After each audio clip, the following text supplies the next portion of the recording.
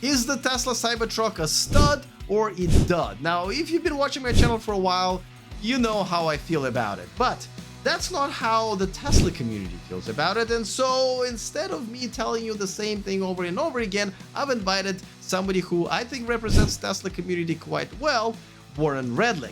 Now, funny enough, me and Warren actually now live in the same city, Bangkok, Thailand. And we were thinking about doing this in person because we're literally only a couple of miles away from each other. But because neither one of us does on-location filming that much, we just decided to do it on Zoom because it's just easier and simpler to film. Now, it is a little funny that me and him are becoming kind of pals now, and we've hung out several times here in Bangkok.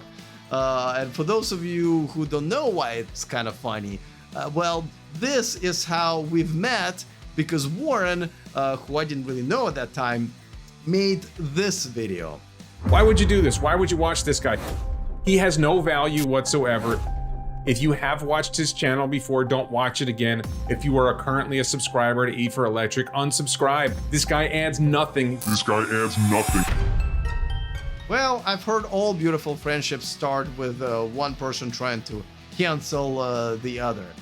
I guess just the modern age. But at the same time, I'm kind of proud that me and Warren have turned the corner and we're able to actually agree to disagree. Something that doesn't really happen much in Western societies. But anyway, now before I bring him on, a quick reminder that this video is brought to you by EnergyPal. Are you thinking about going solar but not sure what panels to get, whether or not to get a home battery, or how much all of this is going to cost? Well, EnergyPal will do all of that for you, and you will get a $500 gift card when your installation is complete if you use the link in the description of this video. They even have this EV calculator that will tell you exactly what system to get so it can handle charging of your EV all year around. That link is down there as well. All right, Warren, I know we're doing the same Zoom split screen as we've done before, but we actually now live in the same city. So welcome to Bangkok, Thailand. Well, so by the way, we do have evidence of us actually hanging out together, you know, without slitting each other's throats. We're kind of becoming friends now, which is kind of crazy, especially when people know our history here. But I love it. And, you know, we just recorded a video about, and it's going to go on your channel, about what it's like to be a passport bro, dating in Thailand versus America. So we'll, you know, you can check that out on Warren's channel. I'm going to put a link in the description of this video. But here we're still going to talk about electric cars, and specifically the most popular topic right now. It's probably going to be the most popular topic for the rest of the year, I would say, which is the Tesla Cybertruck. Now, you know, my audience kind of knows and my feelings about it. I really do believe that this could be a bit of a mistake on the part of Tesla, especially now that we know what a Cybertruck is. We know the specs. We know what people are saying, the ones who already driven it and tested it out, you know. But let me ask your thoughts about, what do you think? Do you think this is a true next step for Tesla that's going to continue skyrocketing it as a company, not as a stock, but as a company? So I think that the Cybertruck is an interesting development for Tesla. I do not think it is the vehicle that will drive Tesla to 20 million vehicles a year. I think that it has value. It is potentially going to be a very strong seller. Not necessarily right away. I think we'll see how they do when they scale production, and we'll see how demand continues to go.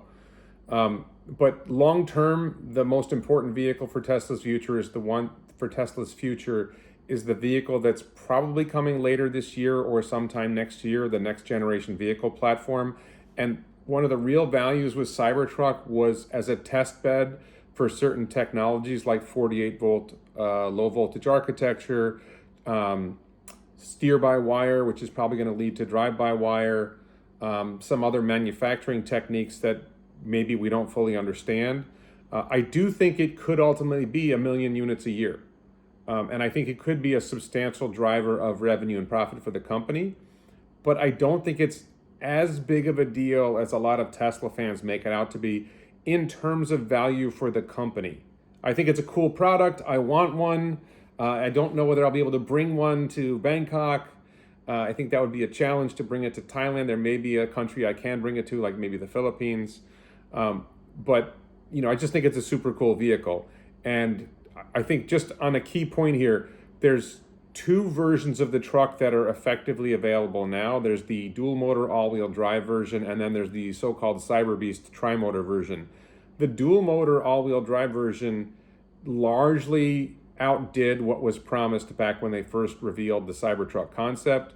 The Cyberbeast is short on range compared to what people expected.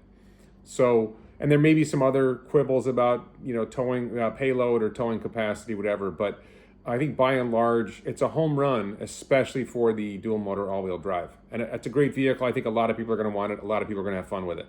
So, I've just done a few comparison videos of a, Cybertruck versus F-150 versus Rivian and so forth. And, it's not that much better. And in many cases, it's not. And you go, it's hard. I hate using the word better. I'm probably going to let's just roll back a little bit. But people who, trucks, the pickup trucks is the most sold vehicles in America.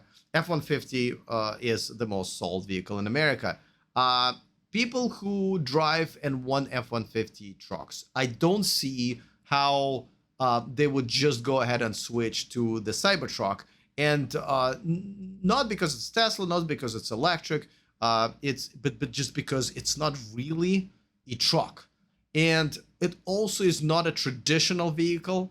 A lot of people are having kind of trouble switching from gas cars to electric, and I think Tesla is the most complicated one at all, because we just had Hertz essentially roll back to their essential goal of they bought a bunch of Teslas and now they're selling them, and one of the reasons is because people don't know how to drive them. It is a much a bigger challenge. So, but you're saying that this may not sell 1 million units, which means that will not be most sold electric truck or a truck in America. But isn't that sort of underperforming for Tesla? I mean, Tesla has been at the best in almost all categories they've conquered. This would be a failure if this does not become the number one selling truck in America. I don't agree with that. I mean, Elon's stated goal for the Cybertruck was 200,000, maybe 250,000 units a year. Given the demand in terms of the number, there's supposedly 2 million reservations. There's certainly an open question how many of those reservations will follow through. And it was only $100. I mean, $100 is better than not having to pay anything at all for the reservation. But my gut hunch is that they will scale to 500,000 units a year, but it's really hard to predict that. As far as your... By the way, my reservation has already been ready to configure 2 weeks ago. And even if I was in America, I wouldn't. And we know the history of Tesla reservations. Usually they convert, I think, less than 20% or something like that. And I don't see how this would be any different. I don't know the answer to that, but 20% of 2 million would be 400,000 vehicles. But that was for Model 3 that didn't take as much time and wasn't as disappointing, comparison to what the original promise was as the Cybertruck. So, I would say out of 2 million reservations, if 10% actually convert, that would be probably more realistic. Well, I don't agree that it's disappointing, but I'm just basing it on the historical data of what happened with the Model Y and the Model 3.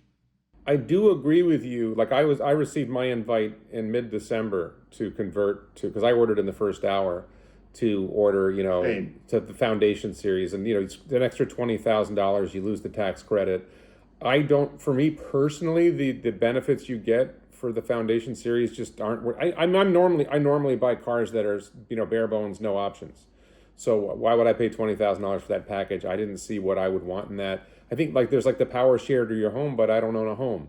So what home am I sharing the power to? There's a lot of features that come with the Foundation series that aren't an advantage to me. So, but I do think there's a chance that, my non-Foundation series order will be ready in, say, the fall. And then depending on where I'm living at the time, if I can bring the vehicle there without paying an insane tariff, then I might do that. Um, I don't think it's a disappointment. I don't think it's a failure. Definitely, I can understand the people who wanted 500 miles of range, disappointed that the Cyber Beast doesn't have 500 Well, miles of range. wait. Come on, let's back up a little. Why did they expect 500-mile range, though? Because Because Elon Tesla Musk put it in. promised, right? He said, Well, I mean, it I was don't use big the. letters, big everything. I was there in person in that event, right? I I don't agree. remember. I don't agree with the word promise. That was the spec they were shooting for, and they fell short of that spec. If you do want 500 miles of range, you can add the range extender pack when it's available to the dual motor all-wheel drive, and you get 470, which is pretty close. The practical reality is that Tesla is iterating on the 4680 battery cell. I would say within 2 or 3 years, they're going to get a lot closer to 500 miles of range, but it's going to take time to improve the battery tech. And you're correct. I'll give you this. You are correct. They did not deliver the 500 miles range that they said they would deliver on the Cybertruck tri-motor. Or the They other, didn't do that. it's just the other way of saying they promised, right? Which is, listen, it here's the thing. I think we're quibbling. Look, people come out with a prototype, and then they often don't live up to what they say their prototype's going to do.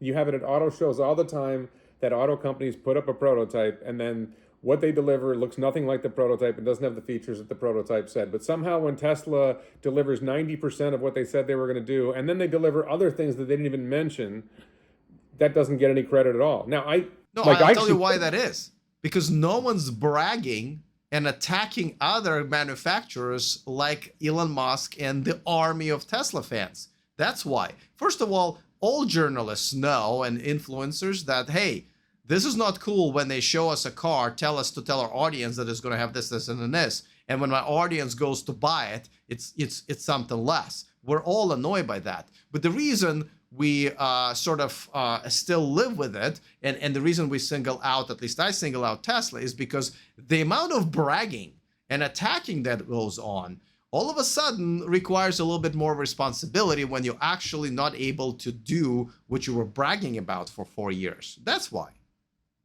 Well, as far as I can tell, the Cybertruck delivers on at least 90% of the things they said it was going to do. And it came with four-wheel steering, which was not in the initial proposal. It's got a turning radius that's amazing.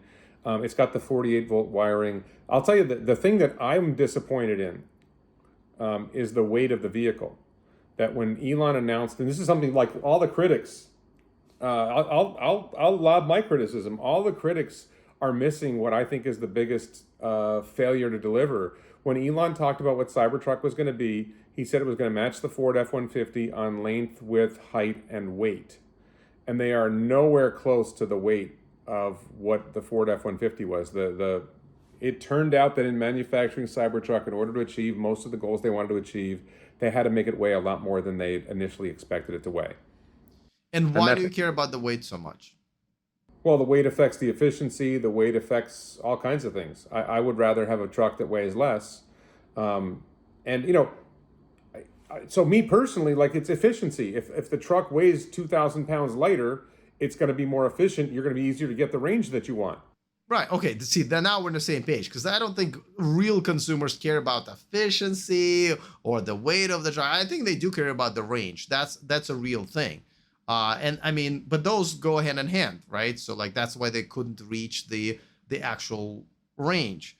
Yeah, and also, sorry, the 6.5. I think it was supposed to have a 6.5 foot bed, and now it's like a 6'1", 6 foot. They fell a little short on the length of the bed, and I think what happened was they were engineering the truck, and as happens whenever you're doing this kind of engineering, you have to make certain compromises. You have to decide what's really important to our customers, and they're trying to understand what the customers want, and they're recognizing, okay, 90% of our customers are going to be happy with what we're delivering, and 10% are going to be pissed off.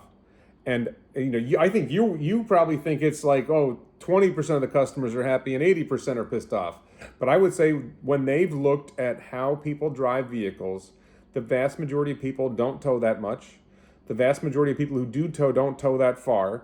And the range that they provided is adequate for what most people need, and more than adequate for what most people need. So I don't see a problem there. I think that by and large they delivered, and I think you can look at Haggerty and you can look at Marcus Brownlee and you can look at a couple other people who reviewed the early Cybertruck reviews, and they were generally very impressed with what it delivered. So Well, I they're always impressed with it. That's Marquez Haggerty, Brownlee is no, not Haggerty, exactly a measuring Haggerty, stick of fairness and no, Jason Kamissa is not a Tesla fan. He has not been a Tesla fan. He was not a fan of Cybertruck, and then he drove it. You watch his review, and you watch the subsequent conversations he had on their own podcast, and then with somebody, maybe it was Marcus Brownlee. I forget who else he talked to. There was another guy he talked to. And he really strongly defended the engineering team at Tesla and what they did to accomplish what they accomplished. And you're missing what they've accomplished. And I want to be clear about something else, because you mentioned the people talk about comparing the Cybertruck to the F-150 Lightning and to the Rivian. And there's a critical difference between Cybertruck and those two trucks. Cybertruck is going to be profitable quickly. F-150 Lightning loses money on every truck that they sell. Rivian loses a ton of money on every truck that they sell. F-150 Lightning, Ford had to cut back production of the F-150 because they're losing so much money on it. And then there's the other problem is the demand there. Rivian, all of a sudden, I think the shortfall in deliveries may have been because of the Amazon vans rather than the R1 platform. I'm not sure about that. But Rivian is losing, like, they say they're losing $30,000 a truck when you look at the gross margin, but the reality is when you include operating costs, they're losing like $100,000 a vehicle. Well, this is where you lose me, because I don't understand what does that have to do with consumers? Because, my channel is not an investor channel. My channel is not like engineering channel. My channel is about what's good for the customers. I don't understand why you don't check, or not just you, Warren, but like this Tesla fans, like you guys don't check whether, the company that sold you this t-shirt or your shoes or your couch, whether or not that is a profitable company, but somehow you really care about whether or not the company that sells you cars is a profitable company. Let me answer that question for you. I would love to know the answer, because that's a mystery to me. If it's losing money on every vehicle it sells, then it will go bankrupt, or they won't be able to make enough volume for you to get your vehicle. So people who want an F-150 Lightning can't get it because they're not making enough, or they don't want it as much as you think they want it. But the practical reality is if the company is going to lose that much money on every vehicle, ultimately they're going to go under. Rivian is but it's money silly like to assume. Rivian is losing like $1 billion. Is, Wait. Rivian is negative cash like $1 billion a quarter. Right? You can say the consumer doesn't care, but in 3 years when the company's gone and they need service on their vehicle, they're going to care. In 3 years when the company's gone and the resale value of their vehicle goes to zero, they're going to care. Tesla's going to be around. Cybertruck's going to be profitable. Whether it's 100,000 units a year or 250,000 units a year or 1 million units a year, Cybertruck is going to be profitable. Hold on. Let's unpack. It's not going to go under. No, first of all, if you care about resale value of your car, you do not buy a Tesla, okay? I just brought up the Hertz story. I can bring it up again. I think Hertz is going to lose $250 million. Wait. Hold on. You bring up the Hertz story as if it's only Teslas. Were there other EVs? 80% of them are Teslas. And the reason they lost so much money on the value of a Tesla is because what Tesla does with pricing. It doesn't even have anything to do with like car actual depreciation. It's keeps it up. What was the other vehicle? What were the other vehicles that they because Tesla wasn't the only EV involved. Why is it only Tesla that you talk about? Because I just explained to you. Hold on. Just listen. What were the other EV? I will explain to you. 80% of their fleet is Teslas. And what's losing them money more than anything are the EVs, which is majority of Teslas. And the reason Teslas are losing so much in value, not just for Hertz, but a lot of people who bought their Teslas that year is because Tesla jacked up their prices and then dropped it. And therefore, the depreciation of Teslas actually has nothing to do with the quality of the product. It has to do with what Tesla does with pricing. So I'm just saying, I don't think Tesla is exactly a good example about keeping your, value of your cars. But we were talking about Ford, okay? And Ford is not going to go belly up anytime soon. Definitely not over the next 3 to 5 years when you buy your F-150 Lightning, for example, for you to worry about. And by the way, another fact that I don't know if you know, that the F-150 Lightning has a higher range that they've promised. Did you know that? As CNN, Ford is cutting back F-150 Lightning electric truck production. Why are they cutting back production? What do you care is what my answer is as a consumer. If you want an F-150 Lightning, You can't get one. They're what do you making care? less of them. What? You can't get one. They're making less of them. Okay, then what do you Want mean? an F-150 Which Lightning one and they is don't more make it. What are you available gonna right do? now? Which one is more available, F-150 Lightning or the Cybertruck? So as a matter of fact, I know a lot of people honestly, who I bought think- the F-150 Lightning because the Cybertruck is not going to be available to them anytime soon. Honestly, I think that the Cybertruck will probably Cybertruck will sell more units this year than Lightning. There will be more Cybertrucks sold this year than F-150 Lightnings. All right, you can go ahead and make those predictions. I don't care. But what That's a I'm coffee asking you a bet. question. What do I care whether or not Ford makes or loses money on the F-150 Lightning if I want one? Okay, so the answer is okay. So it's a fair point. Ford is probably not going to go under in the next 3 years. So what's the point then? But the practical point is that long run, if you lose money on every vehicle you make, you will go out of business. It might take longer for Ford than it'll take for Rivian, but long run, you're going to go out of business. Yeah, but Ford is not sitting there and just losing money and goes like, well, what are you gonna do? No. This is obviously a beginning of them converting their business from gas to electric, which is much more difficult than actually starting a business that's fully electric. They're not idiots over there. They will absolutely make money on this truck sooner or later. Now, by the way, you still haven't answered my question. Do you know that Ford F-150 Lightning has longer range than they've promised originally when they unveiled it? I did not know that. They promised 300 miles, and they actually has 320 EPA rated miles. Yeah, but the Cybertruck all-wheel drive has 340 when they promised 300. So what are you talking about? Well, but we're talking about, I'm talking about the top of the line model, right? When we're talking about the best range. You're nitpicking. Tesla Cybertruck all-wheel drive model has 340 miles of range. The F-150 base model is 320 miles of range. Well, what originally Tesla promised just generally is very, very different. Cybertruck outperformed by 40 miles. And look, you can compare pricing. This is the key point, right? Anybody can price their truck low if they lose money on every truck, right? That's not a fair comparison. The question, you're correct. From a consumer perspective, I suppose if Ford wants to give trucks away and give consumers $50,000 effectively, they make a truck for $100,000, they sell it for $50,000. Sure, the consumer should be thrilled with that. It's not a long-term sustainable model. They're not going to sustain it long term. They're going to start turning a profit at some point. It's just not right now. Well, when? How? What do you mean how? What is it? Listen, just like Tesla was losing money at first a lot. Remember, Tesla almost went belly up. Remember? Like, do you guys more than once? More than once.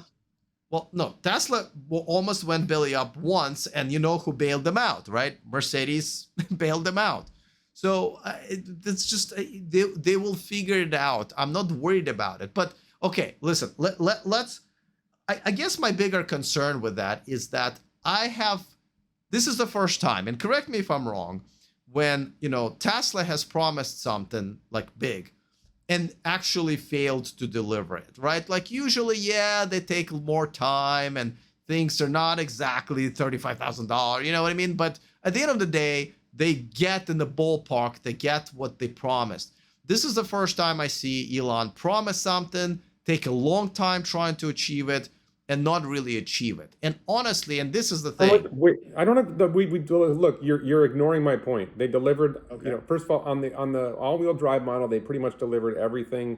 Maybe there's a couple things missing, but they pretty much delivered everything. On the Cyber Beast, tri-motor, they delivered a lot. Did they miss on range? Yeah. What else did they miss on besides range? Well, that's a big thing. What else did they miss? No. What else did they miss besides range? The range, let's just take range. I'm telling you, that is, I have never seen Tesla do What that. else? Give me something else. So you're admitting they delivered I don't have on. to give you something else. What do you mean, give me something else? I'm like telling telling you. What you're saying is you admit that I'm pointing to the elephant in the room. You go like, well, what else you got? Well, I got the elephant in the room. I mean, range is the most important thing in an electric car. And, okay. I'll give you something else. Great. Well, that's you know not what? True. I will. Okay, ready? The most important thing about the second most important thing about an electric car is the range. So they under-delivered. The most important thing about an electric car or any car is The price? the price. Did they deliver on the price? No. Okay, so now there's two Not elephants in yet. the room. Not yet. Okay, but there's two elephants in the room. But I'm just like saying, you said what else? Okay, now I named another humongous thing they didn't deliver. But listen, by the way, I'm okay with that. Like, I actually think a 500-mile Cybertruck is not really that needed. But I'm more trying to figure out whether or not Tesla is going in the wrong direction. Because there's one more thing I want to talk about, is that something that we don't know about, but I have a feeling is going to be a big problem, and that is, the repairs and availability of parts. Tesla already has, and I'm going to bring up once again, Hertz is a great reflection of that. Tesla have always had problems with parts, repair shops, wait times, and so forth. And it hasn't gotten that much better. It is also very expensive, which means that not only the How do you know it hasn't gotten better? Wait. How do you know it hasn't gotten better? Well, How do you measure that? I measured that by the number of complaints that people have. First of all, I run like 100,000 member Tesla owner groups on Facebook, right? So it's not like I don't know anything. I actually see the posts. So you measure it by people who complain to you, assuming that the people who are complaining to you are telling the truth, and assuming you have a representative sample of people, and you ignore Zach Kirkhorn saying at a Q3 at an earnings call that they're tracking their numbers, and from their numbers, the best service is no service, right? If the cars need less service overall, that's the best service. They're delivering service by mobile units to the people's homes instead of having them have to come into the shop. You're not following what I'm saying. I'm not talking about service. I'm talking about repairs. Repairs are not just because something broke down, right? It's also when people get in car accidents. And again, I'm going to bring up the Hertz case here. One of the reasons Hertz is selling out their, a big part of their Tesla fleet is that because they're saying the repairs, when people get in accidents especially, is way too expensive, and because the wait times are longer than on an average car, they end up spending more time, getting the car back and not making the money. How are you measuring Tesla's repair wait time and compare? When you get your comments on your Tesla Club, are they comparing it to their experience that they had at the same time with their Ford or their Mercedes or their BMW? Or are you just taking their complaints and ignoring the fact that there may be similar problems at other car companies and you don't know how to measure that? So you're basically saying people complain about it. Well, people complain about everything. I had a shitty oil change at a Volkswagen dealership. Does that make Volkswagen terrible at oil changes? I'm telling you once again, Hertz has a very, very large size of Tesla examples and samples, right? There also are not a person or a fanboy or a hater. They are just a business. And they're telling us their report, like they figure out the numbers compared to other cars. The rest of their fleet is essentially gas-powered cars. Getting Tesla to repair their cars and getting the parts is taking way longer, where it's not worth it. I mean, that's a pretty substantial report from an absolutely non-biased entity. Wouldn't you agree? I mean, that's just as pure of the number in a business decision as it gets. So I researched this issue because you asked me to research this before, and I did not see any issue with repairs. That's literally the biggest. Well, if you read almost any article about it, that's the number one complaint that everybody puts as a quote from their report, is that the repairs and parts. And by the way, it's not really it's not news. It's been a while. Hertz CEO told CNBC's Jen Kramer that he was responding to realities. We're trying to bring supply in line with demand. The reality of EVs and Teslas being the best-selling car will at some point render them the best rental car. It's not yet, so we have been ahead ourselves in the context of how that's not the quote I'm talking about. But I'll put up the quote on the screen because I'm telling you the one that I've read, and it doesn't even matter if it's most popular. It's there. But I think you're also going away from my question I wanted to ask you, because I'm talking about the Cybertruck, right? Now, when Cybertrucks will get damaged or in body damage, right? Stainless steel is no joke. I mean, there are no independent repair stores out there. Tesla obviously will have to scale that up, and they've, historically they've had a hard time keeping up with, putting up the repair stores. And I know that independent repair stores really don't want to work with Tesla. A lot of them just basically don't even try to get certified. What's going to happen when we do have 200,000 Cybertrucks on the road and they start getting into accident and require repairs? What's one of the biggest challenges? What's one of the biggest challenges with repairing a vehicle? Isn't it matching the color of the paint on the body part? No, that's not what. No, you didn't know that. You don't know that it's a big challenge when you've got a car. Oh, it's a big challenge, but it's not the biggest problem. What I'm trying to tell you is that when those trucks will have to get repaired, there will be very few places to be repaired. There will be no independent shops to be repaired because that's a stainless steel. That's the only car in the market, essentially. And what's going to happen, the insurance rates are also going to go up drastically. As a matter of fact, I wouldn't be surprised if some relatively minor damage to a Cybertruck can total the entire car just because of how expensive it might be fixed, and because that's a call of an insurance company, right? You don't see a possible problem coming up there? No, I think you're coming up with a fantasy, and I think you're ignoring the reality is that the stainless steel might, where another car might be told because there's so much damage, the Cybertruck might not be damaged at all. I mean, did you watch the crash test that Haggerty did? That Haggerty watched? Did you watch that? I mean, the panels are much stronger. The metal that's on the outside of a normal car will crumple at anything. And the metal that's the outside of a Cybertruck is not going to bend or crumple at all. It's going to be fine. So we don't know the answer to that question. Well, I think they're not going to be fine if an 18-wheeler smashes into a Cybertruck. If an 18-wheeler smashes into any truck, then any vehicle, then the vehicle is totaled. An 18-wheeler weighs 80,000 pounds, and a standard car weighs 4,000, 5,000, 6,000 pounds, maybe 7,000 pounds in the case of these EV trucks. So an 80,000-pound vehicle hits them, they're all totaled, and you're hoping to be alive. Okay, but I'm just saying it's possible because you guys making it sound like this is not a breakable truck. I mean, it's breakable. Okay, listen, here's the thing. We won't know. Obviously, we're recording this. It's going to be out there on the internet. And in another year, we'll see which one of us is right. I want to talk about pricing. Okay, sure. So the F-150 Raptor, right, starts at $80,000. I agree that Cybertruck is priced higher than what they expected or what they said at the Cybertruck reveal event. But the practical reality is you can get a dual motor all-wheel drive Cybertruck for $79,000 and get a $7,500 tax credit. And that's significantly less than a 2024 F-150 Raptor for a vehicle that's going to perform about as well as an F-150 Raptor. So when you look at the pricing that they delivered, it is competitive. First of all, it's competitive with the gas trucks that Ford makes money on. And when you talk about whether Ford's going to be around, if I'm correct, and Tesla's going to sell 500,000 units a year soon, like 2026, where does Ford make its profit? Ford makes its profit selling F-150s. If Ford all of a sudden loses a couple 100,000 units a year, 300,000 units a year of sales of F-150, that's a problem for Ford. Don't you think? Oh, absolutely. Listen, Ford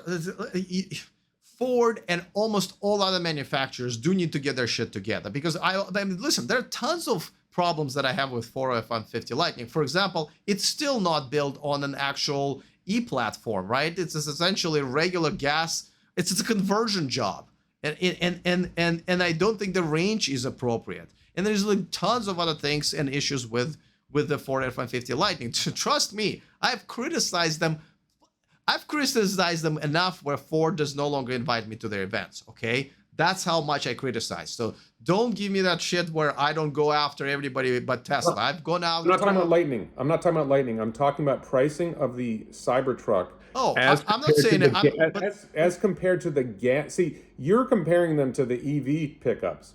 What matters is there's something like 3 million full-size pickup trucks sold a year in America, 3 or 4 million pickups sold a year that are almost all gas. And the question isn't whether Cybertruck is competitive with the F-150 Lightning or the Rivian. The question is it competitive with the gas and diesel pickup trucks that are sold in America today? I've never even made that point. I think you're fighting an invisible enemy right now. What I said is that Tesla has not delivered on the promised pricing. Neither did the Ford, by the way. Ford also said that the Lightning was going to cost under 40,000, and that there's nowhere near where they priced it. And the Silverado is going to be even worse. It's going to be like more than double when it comes out to the actual consumer. So that was my point. The important thing about Cybertruck is they are delivering a truck that is competitive with gas F-150s, with gas Chevy, whatever, the Silverados or whatever, the gasoline and diesel pickups, that it's not intended to compete with F-150 Lightning and Rivian R1T. When they started out with Cybertruck, they're like, we've got to compete with F-150 gas.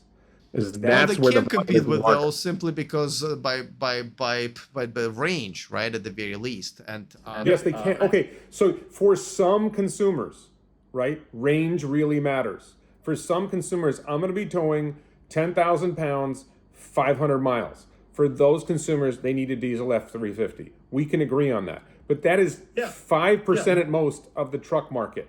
A really large share of the truck market is suburban mom who throws some soccer balls in the back and drives the kids to school, right? There is a huge chunk of the market that does not drive. The average person drives, let's say, 13,000 miles a year. Call it 1,000 miles a month because it's a simple number. That works out to like, what does that work out to? 33, 34 miles per day. Right. So it's an unusual day to go more than 200 miles. I'm with you. Again, you're arguing against, I don't know which point are you arguing here's my against. point. My point is you compared the price of the gas-powered truck to the Tesla Cybertruck without taking consideration the range, which, yes, most people don't need, but it's there. But for the vast majority of consumers, that range is not a big issue. And they're going to save so much money on electricity versus gas. I agree. You're preaching to a choir. I'm just saying still. Well, then Cybertruck is a success. Then Tesla delivered a success with Cybertruck because they will be able to sell to a large swath of suburban America that wants to drive a pickup to school. And there's going to be a chunk, right? There's going to be a chunk of people who say, that thing's ugly, I never want to ride in it. And there's going to be a chunk of people who are going to say, that thing's cool, I want it. And you're going to tell them it's bulletproof, and it's sort of questionably bulletproof, but it is bulletproof to handgun rounds if you hit the steel, right? Completely irrelevant. Completely irrelevant spec. No. The point is that there's going to be a chunk of people who say, I want that. And if that's a quarter of the truck market, well, that's 1 million units a year almost, right? That million units is sales that Ford doesn't get, that Chevy doesn't get, and Stellantis doesn't get, and that's where they make their profits. And if they lose their profits because Cybertruck is selling in such volume that people who were going to buy a Ford F-150 or a Chevy Silverado or whatever, the Ram or whatever the hell it is that Stellantis sells, if they cut into that much volume of their sales, then those companies are now struggling to make a profit. And they go under. If all of that happens, then you would be right. But I just don't think that those companies are going to be sitting on their hands and doing nothing. They're definitely doing a lot to compete. They know what's coming. They know what already have come. However, I'm telling you, the same guy who's looking at the Cybertruck and says, "Oh, I'd love to have that," and let's say they really do like it, they're just not going to buy it over the F-150 Lightning or any other truck if the insurance is over $300 because stainless steel is hard to fix and insurance companies are going to freak out.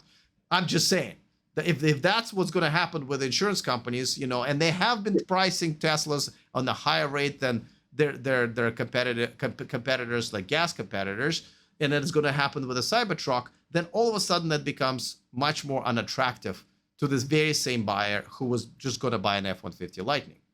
If you want to talk about where Tesla has failed, where they failed is delivering Tesla insurance in more states.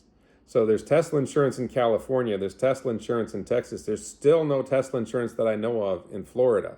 There are I actually have a theory that this is the reason why Zach Kirkhorn left Tesla, is that was Zach's job to deliver Tesla insurance in more states, and it didn't happen. It's not just Tesla insurance just not expanding, it's also the rates. I mean, a lot of people, and again, by the way, I had this experience when I was pricing my last Tesla when I had one, but also I'm seeing this a lot in my groups where people saying, wait a second, why is Tesla insurance even more expensive than my Geico insurance, for example? They haven't actually come up with competitive rates, which is actually a shame. if it's in California, they're not pricing based on your driving behavior. If you drive well, my understanding, and I haven't heard of, by the way, I follow a lot of people on Tesla. I probably have more contacts than you do on Tesla, given the amount of time I spend on the X platform with all these Tesla people, and I get complaints when there's something to complain about. And I have not heard complaints about Tesla insurance being overpriced, but I think it's if you drive the way you're supposed to drive and they're monitoring your driving in the states that use the safety score, you get very low insurance rates. And I've heard that from a bunch of people. If you don't drive in a safe manner, or you do things that raise the insurance rates, then yeah, you might be paying more, and you've switched to a different insurance company. We will see. I think it's too early to assume that insurance companies will overprice insurance. Do we have numbers yet? What they're charging for insurance on Cybertrucks?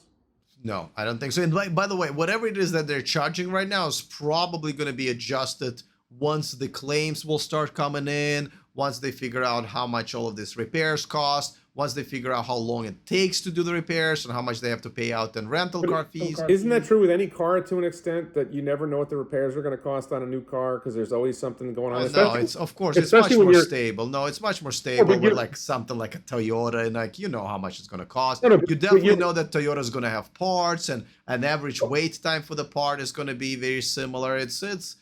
But when you're trying to change the category, and you're trying to change the entire industry by going to 48-volt wiring, right? You're going to have this problem.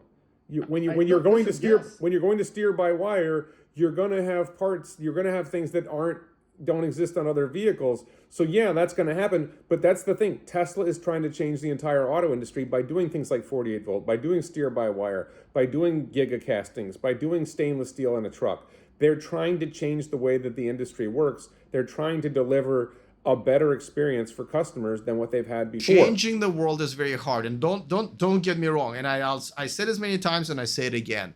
The entire automotive industry has failed over the last many years because Tesla has showed them what it takes to be a leader in the industry. And they cannot even copy Tesla a lot of times, right? Much less take a leadership role. BMW, Volkswagen, or whatever, Volkswagen Group, they have completely failed into actually taking this away from Tesla and running in a certain direction. Now, the company that's probably going to do it, and unfortunately is going to be a Chinese company, is BYD. I mean, you're here in Bangkok, you see BYDs are pretty much outselling Teslas, right? And at the better prices, and they have 14 models, I believe, on the market right now to Tesla's, 5. So unfortunately, it's probably going to be a company like BYD that's going to take that away from Tesla. They're already selling more electric cars, which I don't even think it's a great indicator of anything, but that's what's going to happen. So it's a huge failure, and I've been very, very critical about all these companies producing the same shit where Tesla has literally showed them the way, and they're just not doing it. So just be clear about BYD. BYD primarily sells cars in China. They sell a fairly low volume outside of China. I don't think they sell any in America. They certainly sell them here in Thailand. I agree with you. I see more BYDs than Teslas. I am starting to see more Teslas, but still I see more BYDs. I mean, Thailand is actually a good example of what happens when BYD shows up. It starts outselling Tesla, and that's what's going to start happening in Europe as well. I disagree with your talking about it as if BYD is competing with Tesla. I think you should see this given what your channel's about. BYD and Tesla are partners. They are working together to transition the world to electric vehicles and sustainable energy. If I'm not mistaken, BYD sells batteries to Tesla. They do, absolutely they do. And by the way, that's a funny story too, because Elon Musk laughed at BYD when he was asked about it a few years ago, and now he's paying the money. He says positive things about them. He says Elon Musk was laughing at the company, thinking it's not going to go anywhere, where apparently now they're kicking his ass. I'm just saying, another time when Elon Musk did not see this coming. He did not say they weren't going to go anywhere. Somebody raised BYD and he said, have you seen their car? And at the time, their car was a piece of crap. Okay? And so was the original Tesla, but this is what the visionary is supposed to do. See the vision. No. So to be clear, for years now, Elon has been saying that the Chinese are going to be critical to the EV revolution. He's been praising Chinese manufacturers, not just Tesla Shanghai. He's been praising not just BYD. He's been praising Chinese EV manufacturers for a long time. Good. The fact Good that he came around the finally. fact that he made one snide comment 10 years ago about BYD when their car was a piece of shit, okay, does not change the fact that for several years he has been praising the Chinese auto industry. I The agree, Chinese but they're have not great mutually things. exclusive. No, but you're missing my again, point. You're missing my point. My point is, stop talking about it as if BYD is going to take something away from Tesla. BYD and Tesla are taking away sales from the gasoline car. That's what I'm talking about. I think we're talking about changing the world, right? Changing the car industry, and that Tesla consistently has to do it and kind of pay the price for it, right? And pave the way. What I'm saying is, unfortunately, what I think is going to happen is the company like BYD will actually take the reins and will start essentially moving the car industry to wherever their vision is, in a way, and Tesla may actually take a second. By the way, I don't care which one it is. I'm just saying the majority of them, Honda, Toyota, BMW, Mercedes, all of those companies had this 10 years to try to make something out of themselves, and they didn't. And I have a big problem with it. This is why, actually, most of the channels that are dedicated to electric cars, definitely including this one, are really not growing and are not really getting that many views because people are not excited about the F-150 Lightning, right? It's a great electric truck, but there's nothing exciting about it. And about all these cars that I've been reporting on over the last 2 or 3 years, I'm honestly fucking bored. And I really wish they would start getting, sort of in an innovation mode, and they're not, unfortunately. So that's where I'm at. And by the way, let me be very clear. I hope Cybertruck does well. We need Tesla to continue to innovate, and I don't want the universe to punish Tesla for innovation, right? And even though I think it's ugly, I gotta tell you, this is we gotta go very soon. But let me tell you something. My mother, who is almost 80 years old, knows nothing about cars, rarely makes a comment. She goes like, she lives in San Jose, California. She goes like, today I was with your nieces, her grandkids, and we saw the very first Cybertruck. And I said, well, what do you think, Mom? And she said, I think it's ugly, but I like the fact that it's something different, right? And my almost 80-year-old mother has a point, right?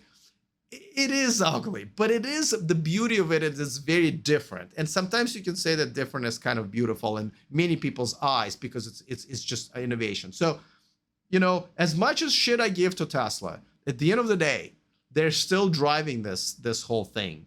And I really do hope that it is not a failure, because if Tesla fails, right, this Hertz story is bad, not just for Tesla, but for all electric cars. For all electric cars, it's bad.